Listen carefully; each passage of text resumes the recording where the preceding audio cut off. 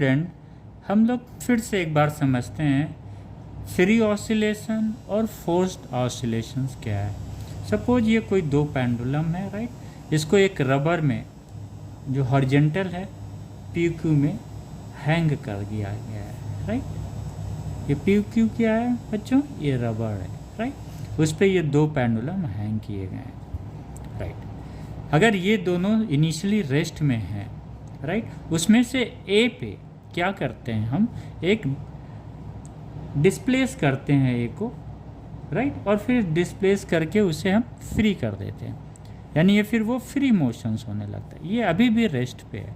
फिर हम जब देखते हैं जब ये ऑसिलेट कर रहा है फ्रीली, ये क्या है, फ्रीली ऑसिलेट कर रहा है, राइट। तो इसलिए इसको फ्री ऑसिलेशंस A को बोल देते हैं। तो जब ये फ्री ऑसिलेशंस कर रहा है तो इसकी ऑसिलेशंस की वजह से यहाँ से कोई फोर्स ट्रांसफ़र होता है, जो ये फोर्स कहाँ लगाता है, ट्रांसफ़र करता है कहाँ पे, B पे।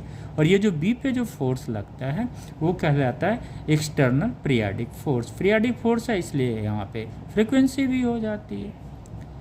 कहीं भी अगर पीरियाडिक आता है वर्ड तो पीरियाडिक का मतलब क्या हुआ, साइन या कोसाइन का फंक्शन होना चाहिए। तो यहाँ पे एक्सटर्नल पीरियाडिक फोर्स है। जब पीरियाडिक फोर्स है तो इस फोर्स के फंक्शन को हम किस में लिख सकते हैं, साइन या कोसाइन में लिख सकते हैं, राइट। तो ये क्लियर हो गया। ये क्या हो गया, फ्री हो गया। ये इसके द्वारा इस A के ऑसिलेशन से ये B ऑसिलेट कर रहा है, तो इसको क्या बोल देंगे, फोर्स्ड ऑसिलेशन, राइट। तो A और B समझ में आ गया, क्लियर। अब होता क्या है बच्चों, जैसे ये फ्री ऑसिलेशंस का कुछ एम्पलीट्यूड होगा, राइट, और ये फोर्स्ड ऑसिलेशंस का भी एम्पलीट्यूड होगा। जब ऑसिलेट कर रहा है तो इसका भी एम्पलीट्यूड होगा।